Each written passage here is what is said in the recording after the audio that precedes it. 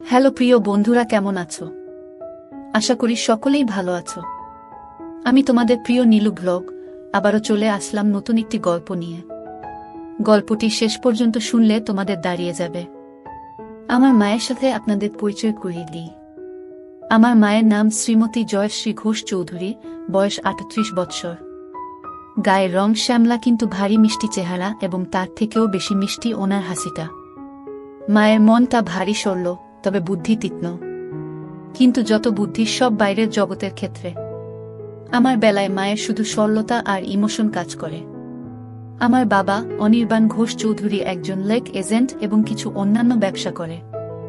মাও কর্মরত। সব মিলিয়ে সংসারে কোনো রকম কোনো অভাব নেই। আমি স্কুলে পড়ি, বর্তমানে ক্লাস 9। বাড়িতে আমরা 3 জন ও আমার ঠাকুমা থাকি। ঠাকুমার বয়স 80 বছর। উনি বেশিরভাগ সময় ওনার রুমেই থাকেন এবং ঈশ্বর আরাধনায় নিজেকে মগ্ন রাখেন।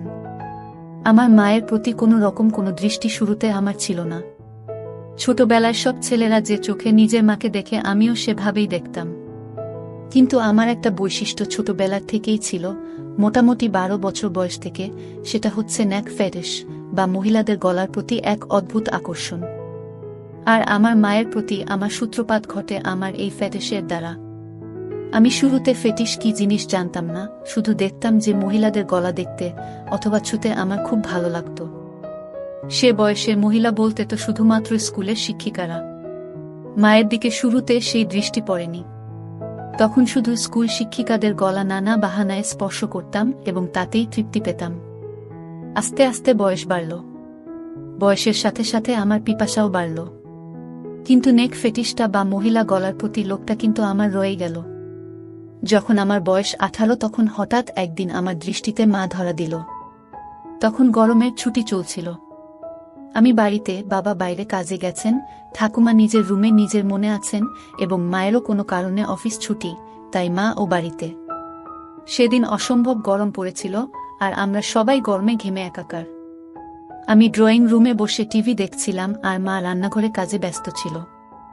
আমার পিপাসা পাওয়াতে গেলাম রান্নাঘরে জল খেতে। রান্নাঘরে গিয়ে দেখি মা মাটিতে বসে সবজি কাটছে। রান্নার লোক সেদিন আসেনি। রান্নাঘরে ফ্যান না থাকার জন্য মায়ের একেবারে নাজেহাল অবস্থা। পুরো শরীর ঘামে একেবারে ভিজে গেছে। তখনও আমার মনে মায়ের প্রতি কোনো পাপ চিন্তা ছিল না। আমি নির্বিকার মনে জল খাবার জন্য মায়ের পেছনে রাখা শেলফ থেকে জালের বোতল নেবার জন্য মায়ের পাশ দিয়ে মায়ের পেছনে চলে গেলাম। জলের বোতল নিয়ে আমি জল খেতে খেতে সামনের দিকে, মানে মায়ের দিকে ঘুরলাম।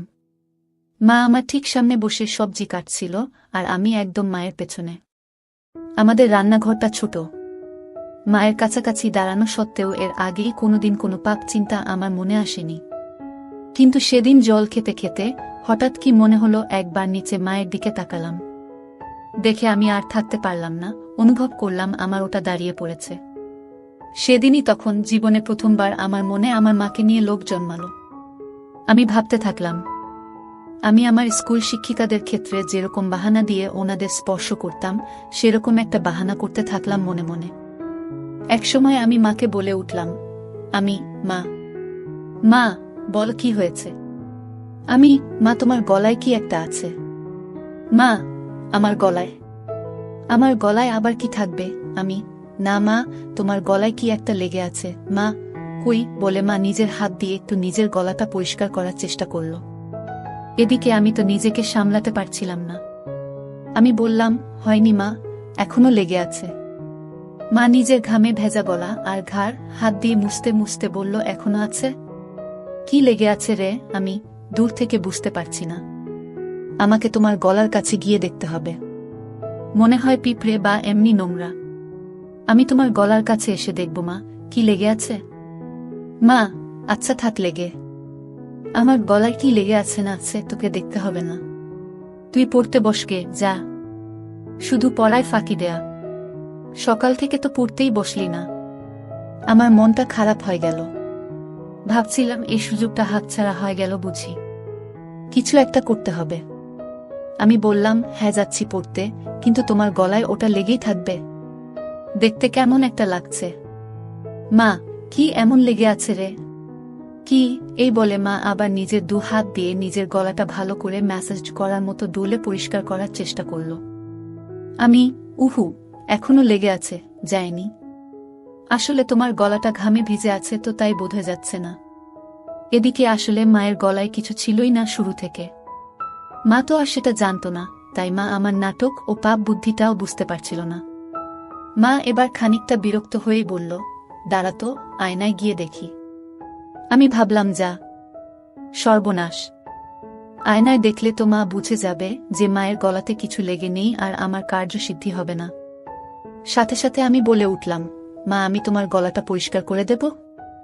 তুমি আবার কেন উঠবে মা? আচ্ছা ঠিক আছে দে, কিন্তু তাড়াতাড়ি করে পড়তে যা, কোনোরকম কোনো ফাঁকিবাজি না। আমি তো এই কথা শুনে মহা আনন্দে মনে মনে লাফাচ্ছি। আমি মায়ের একেবারে সামনে গিয়ে হাঁটু গেড়ে বসলাম। বললাম, দেখি মা, একটু গলাটা উঁচু করো, মানে একটু উপর দিকে তাকাও। মা আমার কথা মতন একটু মাথা উঁচু করল। আমার সামনে আমার মা তার গলাটা সমর্পণ করে দিল, ঠিক যেন একটি হরিণ নিজেকে একটি ক্ষুধার্ত সিংহের সামনে সমর্পণ করে দিচ্ছে। মায়ের গলায় কোনো তিল নেই, তবে দেখলাম মায়ের ডান ঘাড়ে একটা ছোট্ট বাদামি তিল আছে। গলার মাঝখান দিয়ে 2টো রেখা চলে গেছে পাশাপাশি, মানে 2টো গলার ভাঁজ আর কি। আমি কাপা কাপা হাতে মায়ের গলা স্পর্শ করলাম। প্রথমে আস্তে করে, ছুতেই অনুভব হলো যে মায়ের গলাটা কি নরম ও চামড়াটা কি মসৃণ। আমি আর থাকতে পারলাম না, আমার পুরো ডান হাত দিয়ে মায়ের গলাতে বোলাতে লাগলাম। এই সব কিছু কয়েক মিনিটের মধ্যে ঘটে গেল। মা বলল, কি রে হয়েছে? আমি, মা আরেকটু মাথাটা উঁচু করো, তোমার গলার ভাঁজে আটকে গেছে, গলাটা পুরো স্ট্রেচ না হলে পরিষ্কার হচ্ছে না। এই শুনে মা নিজের মাথাটাকে আরো পেছন দিকে করার চেষ্টা করল। আমি মায়ের থুতনি ধরে আরেকটু ওপর দিকে করে দিলাম, যাতে মায়ের গলাটা পুরোপুরি আমার সামনে মেলা থাকে। আমি তাকিয়ে একবার দেখে নিলাম যে মা এই দৃষ্টি ওপরে ছাদের দিকে, মানে আমি সামনে মায়ের গলা নিয়ে কি করছি মা দেখতে পারবে না। আমি বললাম, মা আমি একটু তোমার গলার কাছে এসে ফু দিচ্ছি, যাতে তাড়াতাড়ি পরিষ্কার হয়ে যায়, ঠিক আছে? মা, আচ্ছা ঠিক আছে, যা করার তাড়াতাড়ি করো, আমার অনেক কাজ পড়ে আছে। আমি, হ্যাঁ মা বলে একেবারে মায়ের গলার কাছে নিজের ঠোঁট নিয়ে গেলাম আর মৃদু ফু দিতে থাকলাম মায়ের সারা গলায়। একসময় থাকতে না পেরে মায়ের গলার একদম মাঝখানে একটা হালকা হামি দিয়ে ফেললাম। তারপর ভয় ভয় মায়ের দিকে তাকিয়ে দেখলাম একবার যে মা কিছু টের পেল কিনা। মা আমি কি করছি দেখতে না পেলেও আমার স্পর্শ তো অনুভব করতেই পারছিল। আমার ভয় হচ্ছিল যে মা নিজের গলায় আমার স্পর্শ অনুভব করে ফেলল কিনা, আমার হাতের স্পর্শ আর ঠোঁটের স্পর্শের মধ্যে তফাৎ ধরে ফেলল কিনা। কিন্তু দেখলাম যে না, মা কিছু বুঝতে পারেনি। আমারও সাহস বেড়ে গেল। মা হঠাৎ নিজের 2 হাত দিয়ে আমাকে এক ঝাটকা দিয়ে দূরে ফেলে দিল। হঠাৎ ধাক্কা খেয়ে আমি পেছনে হেলে বসে পড়লাম ও নিজের সম্বিত ফিরে পেলাম। মায়ের দিকে তাকিয়ে দেখি মা গম্ভীর হয়ে নিজের আঁচল ঠিক করছে আর এক হাতে সবজি তুলছে। মা সঙ্গে সঙ্গে একটা হাত দিয়ে নিজের আঁচল নিয়ে নিজের গলাকে ভালো করে মুছে নিল। আমি খানিকটা ভয় পেয়ে বললাম, মা কি হলো? মা কি হবে আবার? তুই পড়তে যা। আমি, না মানে তোমার গলা পরিষ্কার করছিলাম, তুমি হঠাৎ ধাক্কা দিলে। মা বড় বড় চোখে আমার দিকে তাকিয়ে একটু গম্ভীর হয়ে বলল, তোর পড়ায় ফাঁকি দেওয়ার বাহানা কি আমি বুঝি না মনে করেছিস? সকাল থেকে এক লাইনও পারিসনি, যা পড়তে বস। আমি, কিন্তু তোমার গলাতে তো এখনো একটু লেগে আছে। মা, লেগে থাক আমার গলাতে যা খুশি, তোকে আমার গলার দিকে খেয়াল রাখতে হবে না। আমি একটু পরে স্নান করতে যাব, তখন এমনিতেই পরিষ্কার হয়ে যাবে। আমি একটু মনে মনে ভয় পেলাম, তাহলে কি মা বুঝে গেল আমার মনের পাপ? এই ভাবতে ভাবতে আমি আস্তে আস্তে মুখ নিচু করে চলে যেতে লাগলাম। তক্ষুনি মা আমার পেছন থেকে মিষ্টি গলায় বলে উঠল, কষ্ট পাশনে বাবা, আমি তো তোর ভালো জন্যই বলি। আমি বুঝি তোর বয়সে পড়তে ইচ্ছে না হওয়াটাই স্বাভাবিক, মন শুধু ফাঁকি দিতে চায়। কিন্তু বাবা, পড়াশোনা না করলে তো ভবিষ্যৎ অন্ধকার। আমার আর বুঝতে বাকি রইল না যে আমার অতীব সরল মা আমার মনের ভেতর কি পাপ চলছে তা একটুকু বুঝতে পারেনি। আমি নিশ্চিন্ত হয়ে বললাম, মা সরি, তুমি চিন্তা করো না, আমি ভালো করে পড়াশোনা করব। আমার কথা শুনে মায়ের মুখে একটা মিষ্টি হাসি ফুটে উঠল আর আমিও রান্নাঘর থেকে চলে গেলাম। অল্পটুকু স্বাদ পাওয়ার পর থেকে আমার মন পাপ চিন্তায় ভরে উঠল। যেই মহিলাকে আমি এতদিন শুধু মা হিসেবে পুজো করে এসেছি, সেই মহিলা, সেই নারী এখন আমার কাছে একটা তৃপ্তির দেহ মাত্র, যেটা দিয়ে আমার বাসনার পিপাসা তৃপ্ত মেটাতে পারব। আমার মন তৎপর হয়ে উঠল। মা শব্দটা আমার কাছে একটি দারুণ অনুভূতির শব্দ হয়ে উঠল। আমার হঠাৎ মায়ের বলা কথাটা মনে পড়ল, মা স্নান করতে যাবে। হঠাৎ দেখি মা জল ভরা বালতি নিয়ে আমার রুমে এসে হাজির। বুঝলাম কাজের মাসি আসেনি, তাই মাকেই ঘর মুছতে হচ্ছে। মা বলল, এই যে, হয় ঘরের বাইরে যা, নয় খাটের উপর পা উঠিয়ে বস, ঘর মুছব। আর খবরদার বলে দিচ্ছি, যতক্ষণ না ঘর শুকোচ্ছে মাটিতে পা ফেলবি না, ঠিক আছে? আমি সজোরে মাথা নাড়িয়ে আমার সম্মতি জানালাম এবং তাড়াতাড়ি খাটে উঠে ইঙ্গিত দিলাম যে আমি রুমেই থাকছি। মা নিজের শাড়ির আঁচল কোমরে গুজে হাঁটু গেড়ে বসে পড়ল এবং নিজের মতো ঘর মোছা শুরু করল। আমার খাটে সবসময় একটা পড়ার বই খোলাই থাকে, তখনও ছিল, আর ওটাই আমাকে তখন বাঁচালো, নয়তো আবার পড়াশোনায় ফাঁকি দেওয়ার জন্য মায়ের বকুনি খেতে হতো। আমি বইটা নিয়ে পড়ার ভান করতে লাগলাম। কয়েক সেকেন্ড পর একবার আর চোখে মায়ের দিকে তাকালাম। তাকিয়ে যা দেখলাম তাতে আমার চক্ষু ছানাবড়া হয়ে গেল। ঘরে ফ্যান চলা সত্ত্বেও মা তখনও ঘামছে, সারা শরীর ঘামে ভেজা। আমি লক্ষ্য করলাম ঘামের বিন্দুগুলো মায়ের কপাল থেকে আস্তে আস্তে নেমে যেতে থাকল। একটু পরেই মায়ের ঘর মোছা হয়ে যাবে আর মা ছাদে যাবে কাপড় মেলতে। আজকে ছুটির দিন, তাই নিশ্চয় মা প্রচুর কাপড় ধুয়েছে এবং তাই বেশ সময় লাগবে কাপড় মেলতে। ঠাকুমাকে নিয়ে চিন্তা নেই, উনি শুধুমাত্র সন্ধে বেলা একটু ঘর থেকে বেরোন। এই দুপুরের সময়টায় উনি নিজের ঘরেই থাকেন। আমি অপেক্ষা করতে থাকলাম কখন মা ছাদে যায়। একসময় মা হাত পারল, রুদ্র, আমি ছাদে যাচ্ছি, ঘরের দিকে নজর রাখিস। ঠাকুমা কানে শোনে না, তাই ঘর ফাঁকা হলে কাউকে ঘরের খেয়াল রাখতে হয়। যাই হোক, আমি যে সুযোগের অপেক্ষায় ছিলাম সেটা পেয়ে গেলাম। আমার পকেট স্ক্রু ড্রাইভার আর পকেট হাতুড়ি নিয়ে আমি চললাম মায়ের বেডরুমের দিকে। মায়ের বাথরুমের দরজাটাকে দুপাশ থেকেই ভালো করে পর্যবেক্ষণ করলাম। প্রথমবারে কোনো ফুটো পেলাম না। মনটা একটু খারাপ হলো। এই ভারী কাঠের দরজায় তো আর এই পলকা দিয়ে এত কম সময় নতুন করে ফুটো করা যাবে না। কিন্তু আমি আবার বিশ্বাস নিয়ে খোঁজ শুরু করলাম। অবশেষে দেখলাম যে দরজার ভেতর দিক থেকে একটা ছিদ্র শুরু হয়েছে, কিন্তু সেটা এখনো এপার ওপার হয়নি। আমি সঙ্গে সঙ্গে আমার হাতিয়ার দিয়ে ফুটোটাকে বড় এবং সম্পূর্ণ করতে লেগে গেলাম। সফল হওয়ার পর ফুটো দিয়ে দেখলাম যে পুরো বাথরুমের ভেতরটাই পরিষ্কার দেখা যাচ্ছে। আমি আনন্দে আত্মহারা হয়ে উঠলাম। আমি মায়ের বেডরুম থেকে যাওয়ার আগে ফুটোটাকে সাময়িকভাবে একটা ছোট্ট কাঠের টুকরো দিয়ে বন্ধ করে আসলাম, যাতে মায়ের সন্দেহ না হয়। এরপর অপেক্ষা করতে থাকলাম কখন মা স্নানে যায়। একসময় মা ছাদ থেকে আসলো এবং আমি স্নানে গেলাম বলে সোজা বেডরুমে চলে গেল। মা নিজের বেডরুমের দরজা ভেতর থেকে বন্ধ করতে যাচ্ছিল, তখন আমি বিপদ দেখে বলে উঠলাম, মা, রুমের দরজা বন্ধ করো না, যদি আমার কিছু লাগে। মা, আমাদের রুমে আবার তোর কি কাজ? আমি, না মানে, দরকার তো পড়তেই পারে। তোমার ও তো দরকার পড়তে পারে। হঠাৎ যদি কিছু লাগে তোমার, যেমন সাবান বা কিছু, কখন কি দরকার পড়ে কেউ বলতে পারে। বাথরুমের দরজা তো আর খোলা রাখতে বলছি না, রুমের দরজাটাকে খোলা রাখতে বলছি। আমি খানিকটা ঠাট্টা করে বললাম, মা, হ্যাঁ ঠিক আছে, তোকে ও তো পাকামো করতে হবে না, খোলা রাখছি রুম। বাড়ির দিকে খেয়াল রাখিস। আমি গেলাম স্নানে। আমি, আচ্ছা মা। মা বাথরুমে ঢোকার 2 সেকেন্ডের মধ্যে আমি মায়ের রুমে ঢুকে একেবারে বাথরুমের দরজার সামনে চলে গেলাম। স্ক্রু ড্রাইভার দিয়ে খুঁচিয়ে দরজার ফুটোটার থেকে কাঠের টুকরোটা বের করতে আমার বেশি সময় লাগলো না। আমার সামনে তখন আমার সযত্নে তৈরি করা দরজার বড় ফুটোটা খোলা। আমার মনে হচ্ছিল যেন স্বর্গের জানালা কেউ খুলে দিয়েছে আমার চোখের সামনে। নিজেকে সামলাতে না পেরে আমি আস্তে আস্তে নিজের চোখটা ফুটোর দিকে নিয়ে গেলাম। মনে নানান ভাবনা চলছে। আমার হৃৎপিণ্ড এত জোরে লাফাচ্ছিল যেন শরীরের বাইরে বেরিয়ে আসবে। এত জোরে বুকে শব্দ হচ্ছিল যে ভয় হচ্ছিল মা না শুনতে পেয়ে যায়। ভাবছিলাম যে আজকে আমি যেটা দেখব এটা পৃথিবীর যে কোনো ছেলের জন্য নিষিদ্ধ। আমি বুঝলাম মা এখনই বেরোবে বাথরুম থেকে। আমি সাথে সাথে ফোনের রেকর্ডিং স্টপ করলাম। দরজার ফুটোটাকে আবার কাঠের টুকরো দিয়ে সযত্নে বন্ধ করে দিলাম ছুট নিজের ঘরের দিকে।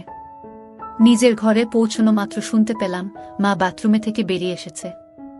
মনে মনে হাফ ছেড়ে বাঁচলাম। আমার মনে তখন পরম আনন্দ, যেন বিশ্ব জয় করে এসেছি। আমার মন ব্যাকুল হয়ে উঠল মাকে পাওয়ার জন্য। মনে মনে প্ল্যান ভাবতে থাকলাম, কিন্তু কোনো প্ল্যান মাথায় আসছিল না। এদিকে মায়ের অফিস শুরু হয়ে গেল। মাকে একা পাওয়ার সুযোগ হচ্ছিল না। আমার মন তড়পাতে থাকল। দিনের পর দিন আমি মন মরা হয়ে যেতে থাকলাম।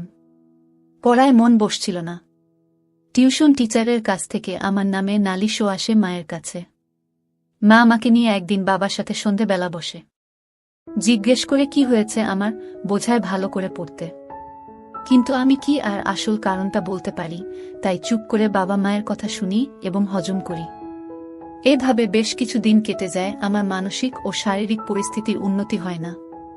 মা বাবাও হাল ছেড়ে দেয়, বোধহয় ভেবেছিল যে স্কুল খুললে রুটিন চলা শুরু হবে, তখন সব ঠিক হয়ে যাবে আমার। কিন্তু একমাত্র আমিই জানি আমার কিসে উন্নতি হবে। এভাবে প্রায় এক যায়। আমি আমার 15তম জন্মদিন পার করি। আমি আর নিজেকে শান্ত রাখতে পারতাম না। মাকে ধরার সময় নিয়ন্ত্রণ হারিয়ে মায়ের গলায় কামড়ে দিলাম। অমনি মা আমাকে ঠেলে সরিয়ে দিয়ে বলল, শর্ত রুদ্র, বেয়াদব কথাকার, আজকাল একটু বেশিই গায়ে পড়ছিস। আমার এসব ভালো লাগে না। গরমের মধ্যে গা ঘেঁষাঘেঁষি। আগে তো এরম করতিস না তুই। আমি কি যে বলো মা। কেন? আমি তো তোমাকে আদর করে আগেও ধরতাম। মাসে যাই হোক, টফতে ওই হিন্দি আর ইংরেজি সিরিয়াল সিনেমা দেখে তোর এইসব ভীমরতি চেপেছে। আমাদের বাঙালিদের মধ্যে ছেলেরা বড় হয়ে গেলে মায়ের থেকে দূরে দূরে থাকে, এরম গা ঘেঁষাঘেঁষি করে না। আর তুই তো একটু বেশিই করিস। ধরার পর কি আমার গলায় ঘাড়ে কামড়ে দিস? এতে পরে আমার ব্যথা করে। 2 বার তো দেখেছি কাল সিটে পড়ে গেছে। এটা কি তোর নতুন কোনো দুষ্টুমি শুরু হয়েছে নাকি আমার উপর রাগ করে আমার বকুনির প্রতিশোধ নিস তুই? আমি তো মায়ের কথা শুনে পাথরের মতন দাঁড়িয়ে ভয় পাচ্ছিলাম আর ভাবছিলাম যে মা তবে আমার মায়ের গলায় হামি দেয়া কামড়ানোটা টের পেয়েছে প্রতিবার। আর সেটাই তো স্বাভাবিক। আমিই বোকা, পাপের চোটে জ্ঞানশূন্যর মতো ওভার কনফিডেন্ট হয়ে যাচ্ছিলাম আস্তে আস্তে। এখন কি হবে? আবার ভাবলাম মা টের পেয়েছে ঠিকই, কিন্তু তার ছেলের আসল মতলবটা এখনো বুঝতে পারেনি। এটা ভাবা মাত্র আমার মনে একটু সাহস আসলো। আমি বললাম, কি যে বলো মা তুমি, এটাতে আমার আবার কি দুষ্টুমি? আমার সব বাঙালি বন্ধুরাও তো তাদের মাকে ভালোবেসে এভাবে ধরে। মা এবার একটু বিরক্ত হয়, বলল, সে কে কি করছে সেটা আমি জানি না। আমার এটা পছন্দ না, তাই তুই এটা করবি না, ব্যাস। বোঝা গেল। আমি মাথা নেড়ে আমার সম্মতি জানালাম। মা, আর বন্ধুদের থেকে এই সমস্ত বদ অভ্যেস না শিখে ভালো কিছু তো শিখতে পারিস নাকি? আমি বুঝলাম কথা লাভ নেই। ব্যাপারটা খুব সিরিয়াস দিকে যায়নি, তাই এখানেই ইতি করতে হবে। আমি তাই আবার ঘাড় নিলে বললাম, হ্যাঁ মা, তুমি ঠিকই বলেছ। আমি তোমার কথা মতোই চলব। মা এটা শুনে নিজের রুমে চলে গেল, আর আমিও আমার রুমে হাত দিয়ে কাজ সেরে নিলাম। এর মধ্যে আবার একদিন মা ছুটি পেল এবং বাড়িতেই ছিল। বাবা ভাগ্যবশত কাজে বাইরে। আমার মনের শয়তান জেগে উঠল। মনে মনে ভাবলাম, আজকে যে করেই হোক মাকে পেতেই হবে। দুপুরে খাওয়া দাওয়া শেষ করে আমি আমার ঘরে আর মা নিজের ঘরে দুপুরের ঘুম দিতে চলে গেলাম। বিছানায় শুয়ে থাকলাম ঠিকই, কিন্তু ঘুম আর আসছে না। মায়ের ঘরে পৌঁছে আমি আস্তে করে বেডরুমের দরজা ফাঁক করে মায়ের রুমে ঢুকলাম। ঢুকে দেখি মা বিছানার একদম এক ধারে এসে দরজার দিকে পাশ ফিরে শুয়ে আছে। আমিও এবার নিশ্চিন্ত হয়ে মায়ের পাশে খাটের উপর বসলাম। মা বাদিকে কাত হয়ে শুয়েছিল। আমি এবার সাহস করে মায়ের গলার একদম কাছে চলে গেলাম। কিন্তু বিপদ ঘটল তারপরেই। মায়ের ঘুম সাথে সাথে ভেঙে গেল, আর মা আমাকে ধাক্কা মেরে ফেলে বিছানায় উঠে বসল। মা, কি রে বাবা, তুই কি করছিলিস আমার কাছে এসে? আমি আমতা করতে করতে বললাম, কই মা, কিছু না তো। মা একটু রেগে গিয়ে বলল, কিছু না তো মানে? রুদ্র, দেখো, ভালো চাস তো সত্যি কথা বল। কি করছিলি তুই আমার এত কাছে এসে? আমি কোথায় মা? না না, আমি কোথায় তোমার কাছে ছিলাম? আমি তো তোমার পাশে খাটে বসেছিলাম। আমার আসলে ঘুম আসছিল না, তাই তোমার সাথে গল্প করতে এসেছিলাম। এসে দেখি তুমি ঘুমোচ্ছ, তাই তোমার কাছে বিছানায় সবে একটু বসেছিলাম। ভাবলাম যদি তুমি একটু জেগে থাকো তাহলে আমার সাড়া পেয়ে উঠবে। কিন্তু আমার এত সুন্দর মসৃণ বানানো গল্প মায়ের একটুকু বিশ্বাস হল না। মা জোরে বলে উঠল, মিথ্যে কথা বলিস না। তোর গরম নিঃশ্বাস আমি আমার ঘাড়ে অনুভব করেছি। বলো কি করছিলি তুই? আমি বললাম, মা আমি তোমার কাছে কিছু লুকোবো না। আমি তোমাকে খুব ভালোবাসি, কিন্তু আমি জানি না কেন আমার তোমার প্রতি একটা অদ্ভুত আসক্তি আছে। আমার কথা তখনও শেষও হয়নি, মা আমার গালে সপাটে এক থাপ্পড় মারল। আমি প্রায় মাথা ঘুরে বিছানায় লুটিয়ে পড়লাম। মা, তোর লজ্জা করছে না রুদ্র, তোর মাকে এগুলো কথা বলতে? আমি তোর মা, তোকে জন্ম দিয়েছি। মা মানে বুঝিস জানোয়ার। হায় ভগবান, এগুলো কথা তো আমি তোর বাবাকেও বলতে পারবো না। তোর বাবা তো আর তোকে মারতে পারবে না, নিজেই হয়তো মরে যাবে। আমি কাঁদতে কাঁদতে বললাম, মা আমাকে ক্ষমা করে দাও, কিন্তু তোমাকে না পেলে আমার জীবন বৃথা। আমি জানি না কেন সব সময় শুধু তোমার কামনা আমার মন জুড়ে থাকে। আমার পড়ায় মন বসছে না, রেজাল্ট খারাপ হচ্ছে, এমনকি আমার শরীর ভালো নেই। তুমি তো সবই জানো মা। বিশ্বাস করো, আমি অনেক চেষ্টা করেছি, কিন্তু কিছুতেই তোমাকে পাওয়ার ইচ্ছেটাকে মন থেকে বের করতে পারিনি। আমি সাইকিয়াট্রিস্টের কাছেও গিয়েছি, কিন্তু তাদের কাছেও এর কোনো ট্রিটমেন্ট নেই। আমার অন্য কোনো মেয়েকে দেখলে এমন অনুভূতি হয় না যেমন তোমাকে দেখলে হয়। আমি কি করব বলো মা? মা, ইস, থাম রুদ্র থাম। দোহাই তোকে, তুই চুপ করো। আমার কান আর নিতে পারছে না। আমি চুপ করে নিচের দিকে তাকিয়ে থাকলাম। খানিকক্ষণ পর মাকে একটু শান্ত দেখলাম। বলল, রুদ্র বাবা শোনো, এটা হয়তো একটা বয়সের প্রবলেম। তুই চেষ্টা কর, দেখবি সময়ের সাথে ঠিক হয়ে যাবে। আমি সাহস করে বললাম, না মা, আমার তোমার প্রতি বাসনা ততদিন কমবে না যতদিন না আমি তোমাকে পুরোপুরি ভাবে পাব। মা, তুই একটু বড় হয়, যা তোকে তাড়াতাড়ি বিয়ে দিয়ে দেব। কেন এই বুড়ি মায়ের পেছনে পড়েছিস বাবা? আমার মনে হলো এইবার বোধহয় মায়ের মাতৃসুলভ ভাব জেগে উঠেছে। যেটা চায় যে তার সন্তান সব সময় সুখে থাকে, ভালো থাক। আমি ভাবলাম আমাকে মায়ের এই মনের ভাবকে কাজে লাগাতেই হবে। এই আমার অন্তিম সুযোগ। আমি সাথে সাথে মায়ের পা ধরে বললাম, মা আমাকে একবার তোমার সাথে দাও।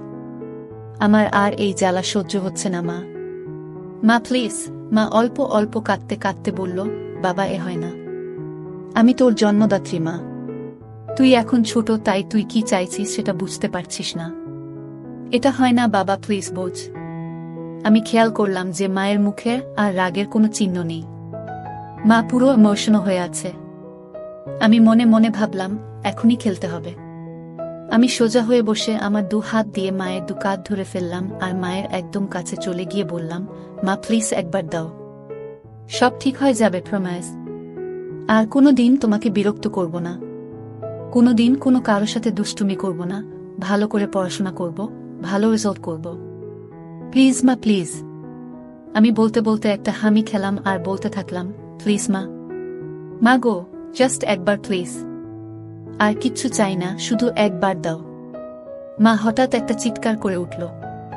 আমি ভয় পেয়ে মায়ের মুখ আমার হাত দিয়ে চেপে ধরলাম আর মাকে বিছানায় ফেলে মায়ের ওপর চেপে বসলাম। মায়ের বোধহয় দম আটকে যাচ্ছিল। আমাকে ইশারা করে বলল যে হাত সরাতে। আমি আস্তে করে হাত সরালাম। দেখি মা কিছু বলছে না, শুধু চুপ করে ছাদের দিকে তাকিয়ে আছে। আমি মন্ত্রের মতো শুধু বলে যাচ্ছি, মা প্লিজ। একসময় মা বলে উঠল, রুদ্র তুই কি কোনোভাবেই মানবি না? আমি, না মা, তোমাকে আমার চাই চাই। মা প্লিজ রাজি হয়ে যাও, প্লিজ। বোধহয় মা বুঝতে পেরেছিল যে আমি কিছুতেই মানবার পাত্র নই। মা একটা দীর্ঘশ্বাস ফেলল আর মুখটাকে আমার দিক থেকে সরিয়ে ডান দিকে ঘুরিয়ে বলল, ঠিক আছে। আমি যেন আমার কানকে বিশ্বাস করতে পারছিলাম না। এ যেন স্বপ্ন পূরণ। বুঝলাম যে মা নিজের ছেলের খুশির জন্য নিজেকে সমর্পণ করে দিচ্ছে।